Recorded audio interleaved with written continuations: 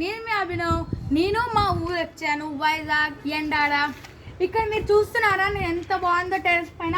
అక్కడ చూస్తున్నారా ఎంత నీట్ బ్యూటిఫుల్ సీనరీ. మొత్తం వెనకాల మీరు ఇటు రండి ఒకసారి, ఇటు చూడండి మొత్తం ఫారెస్ట్. దీని వెనకాలే జూ ఉంది.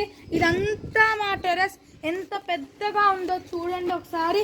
ఇంత పెద్దగా ఎవరి టెరెస్ అయినా ఉంటుందో. మీకు అటు సైడ్ టెరెస్ చూపిస్తాను రండి.